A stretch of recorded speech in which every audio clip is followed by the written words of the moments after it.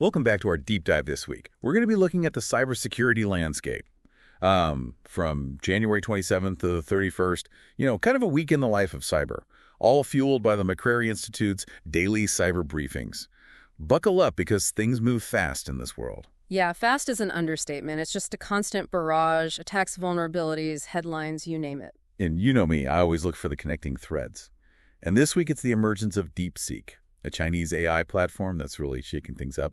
A story we'll be revisiting throughout our deep dives. DeepSeek is definitely one to watch. But we've also got the geopolitical deep freeze in cyber diplomacy, a growing push for a more offensive cyber strategy, the Pentagon pondering AI's role in nuclear decisions, and of course, ransomware never taking a break. All right, so let's break it all down. Starting with what I'm calling the big freeze. Do you remember President Trump's 90-day halt on foreign aid? Well, it turns out that executive order had a ripple effect reaching even cyber diplomacy initiatives. We're talking a complete standstill. For the Bureau of Cyberspace and Digital Policy. And that's a big deal. Cyber diplomacy is crucial for setting international norms, building cooperation, preventing escalation of cyber threats. A standstill here could have serious global repercussions. You're right. It's like hitting the pause button on international cyber cooperation.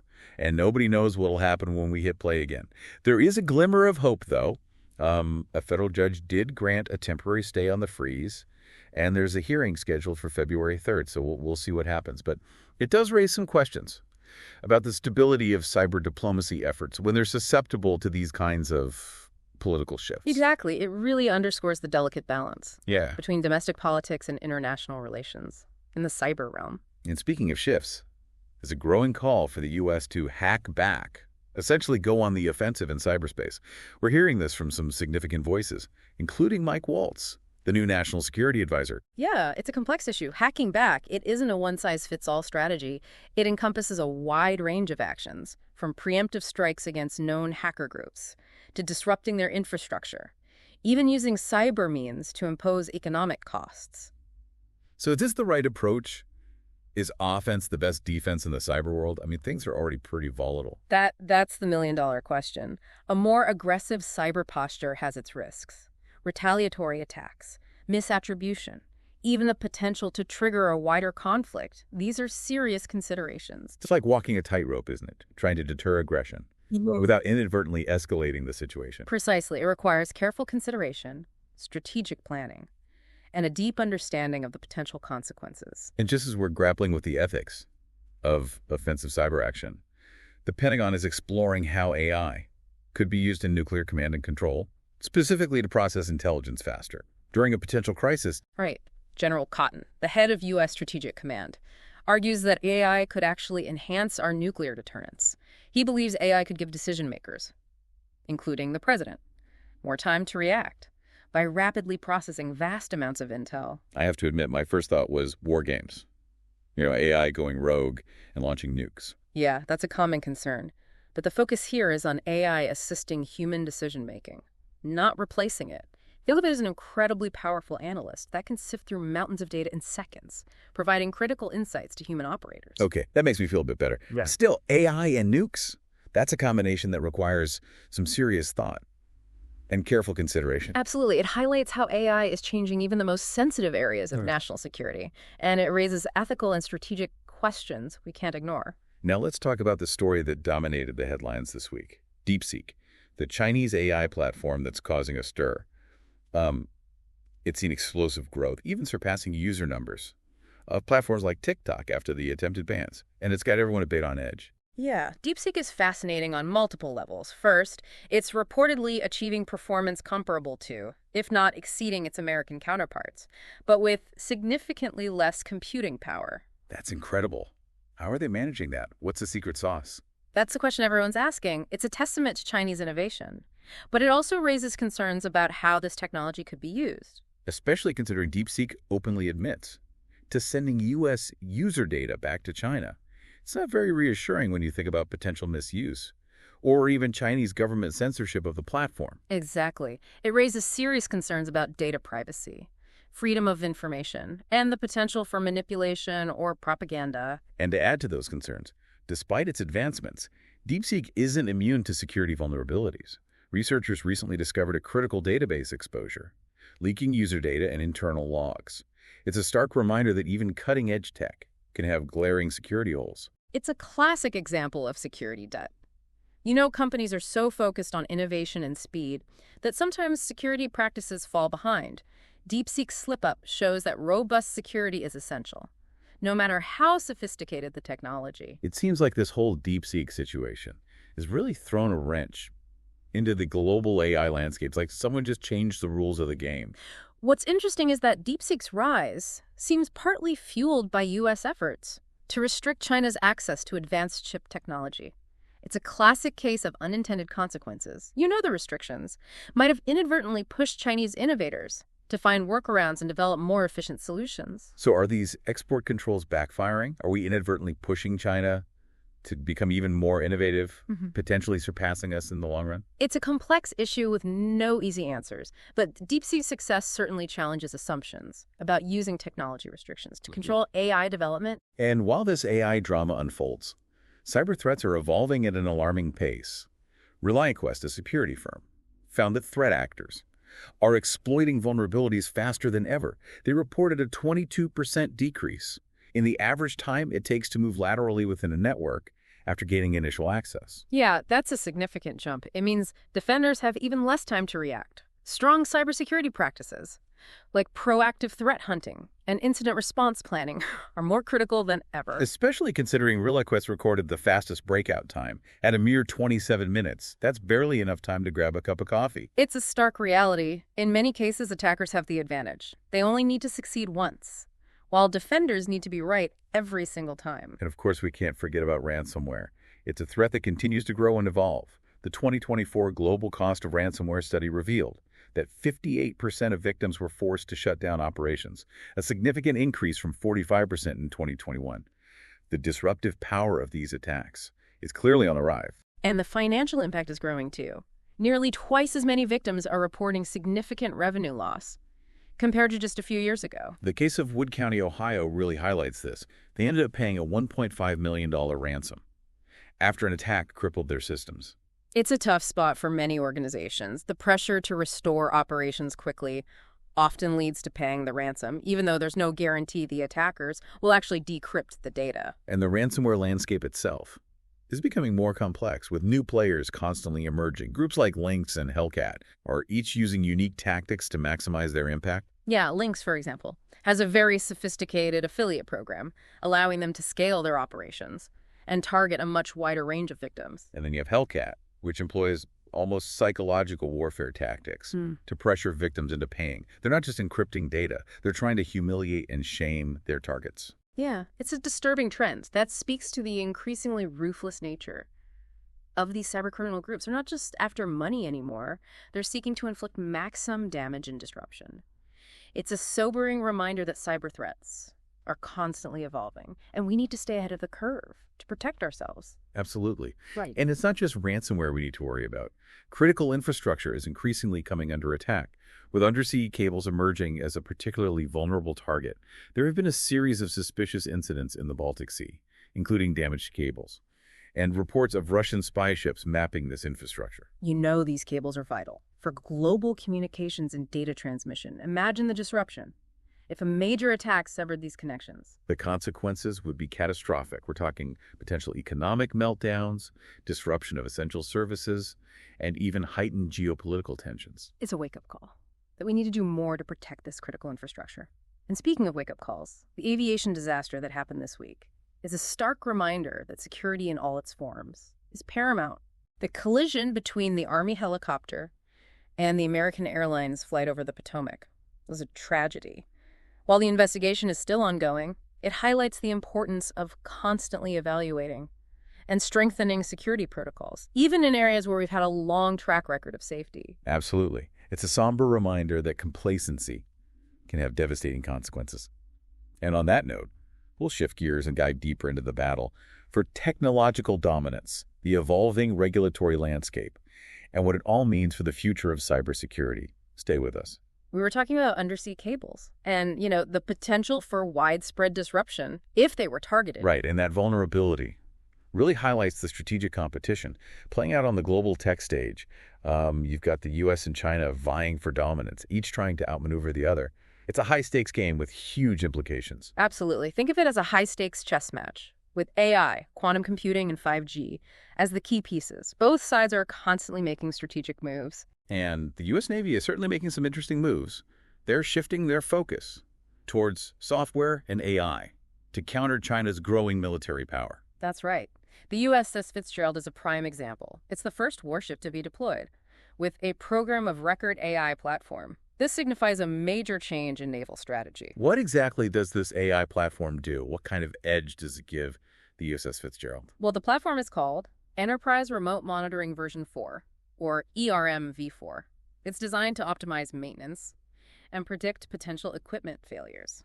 Essentially, it's like a digital doctor for the ship, constantly monitoring its health and alerting crews to potential issues before they become major problems. So it's not about offensive capabilities, but rather about keeping the ship operational and ready for combat. Precisely. In today's complex and demanding naval environment, keeping ships operational is just as important as having the latest weapons systems.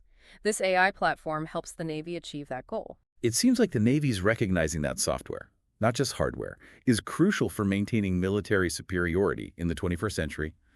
It's about agility, adaptability, and the ability to make decisions faster than your adversary. Exactly. And AI plays a critical role in that. It can process vast amounts of data, identify patterns, and make recommendations in real time, far faster than any human could. This gives the Navy a significant advantage in a rapidly changing battle space. But this race for AI dominance isn't just about military applications.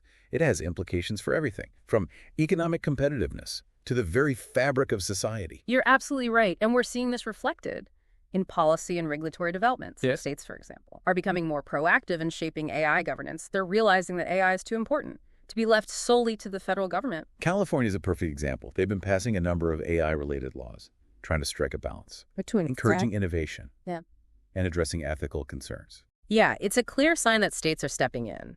To fill the void where federal AI regulation is lacking, they're experimenting with different approaches. And it'll be interesting to see which solutions prove most effective and eventually make their way to the national level. It's almost like a return to the laboratories of democracy concept, where states test out different policies, and the best ones rise to the top. That's a great analogy. It highlights the complexity of regulating a technology, as rapidly evolving and transformative as AI. There's no one-size-fits-all solution, and we need to be willing to experiment and adapt as the technology develops. Speaking of adapting, there's been a lot of talk about the U.S. government's approach to cybersecurity spending and contracting. Under the new administration, there seem to be some significant changes underway. Well, new administrations often bring new priorities. The General Services Administration, or GSA, has put a temporary hold on new contract awards, which has created uncertainty for cybersecurity vendors and federal agencies alike. So what's driving this pause? Is it about cutting costs, changing priorities, or something else altogether? Well, it appears to be part of a broader effort by the Trump administration to reassess government spending, streamline procurement processes, and potentially shift funding towards areas they see as more critical to national security. Cybersecurity is certainly a priority, but they may be looking to allocate resources differently. How is this impacting federal agencies? Are they concerned about potential gaps in their cybersecurity programs while these contract decisions are on hold? Absolutely. Agencies are scrambling to figure out how this will affect their existing cybersecurity programs and planned initiatives. Many are concerned about potential delays in implementing critical security upgrades or acquiring new tools and technologies. It's a time of uncertainty and adjustment for many government cybersecurity professionals. And what about the vendors? How are they navigating this period of uncertainty? It's a challenging time for them as well. Many have been left in limbo, unsure of when the contract freeze will lift or how it will ultimately impact their business.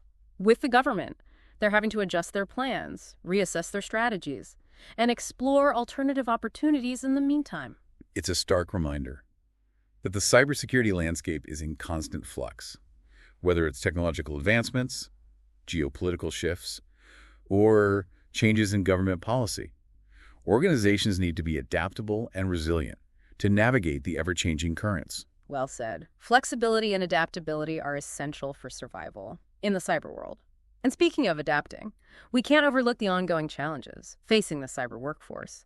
The U.S. continues to grapple with a shortage, of qualified cybersecurity professionals. And this week brought some new developments on that front. Right. The House Homeland Security Committee is holding a hearing on February 5th to examine the state of America's cyber workforce. It's a critical issue that needs attention. Absolutely. The committee will have its work cut out for it.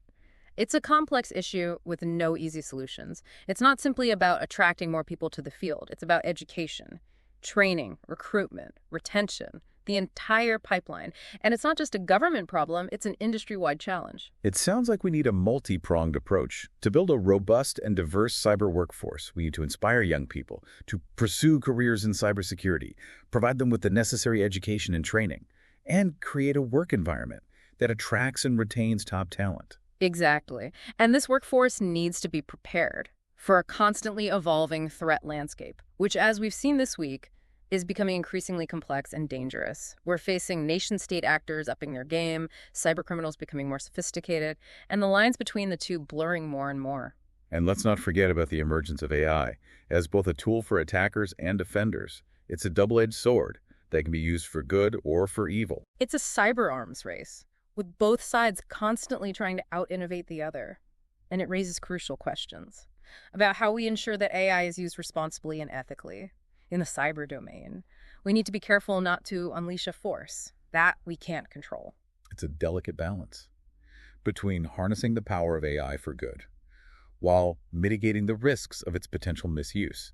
We need to be thinking about these ethical implications now, before it's too late. Absolutely. Initiatives like the National Security Agency's Content Credentials Program are a step in the right direction. They aim to improve multimedia integrity and fight deepfakes, which are becoming increasingly sophisticated and difficult to detect. It's about building trust and ensuring that we can distinguish between real and fake information in an increasingly digital world. That trust is essential for everything, from democracy and governance to commerce and innovation. You're absolutely right. Without trust, the entire digital ecosystem crumbles, and maintaining that trust requires vigilance, innovation, and a commitment to ethical principles. It seems like the cybersecurity landscape is a complex web with interconnected threads and dependencies. It's a challenge that requires a multifaceted approach, encompassing technology, policy, education, and international cooperation. Exactly. Cybersecurity isn't just an IT problem. It's a societal challenge that affects every aspect of our lives. It demands a holistic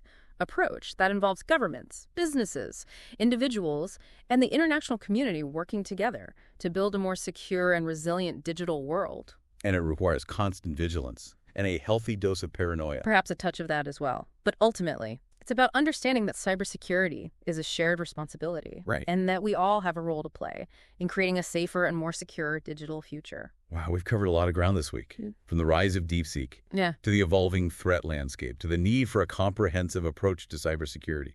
It's been a whirlwind of information. I don't know about you, but I'm feeling a bit overwhelmed. Yeah, it's understandable. The sheer volume and complexity of cyber threats can be daunting, even for those of us who follow this field closely. But that's precisely why these deep dives are so important. We need to stay informed, vigilant, and proactive in the face of these challenges.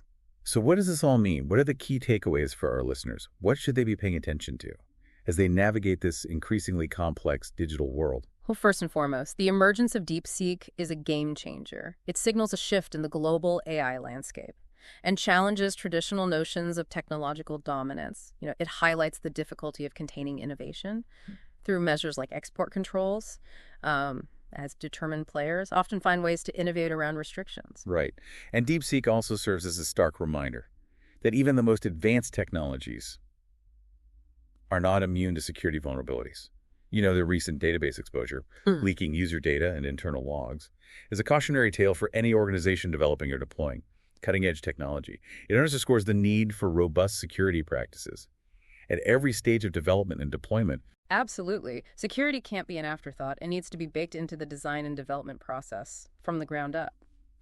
And speaking of speed, the increasing pace at which threat actors are exploiting vulnerabilities is another major takeaway from this week's news. The fact that attackers can move laterally within a network in as little as 27 minutes is a wake-up call for organizations of all sizes. It's a stark reminder that we're in a constant race against time. The attackers only need to be right once. Defenders need to be right every single time.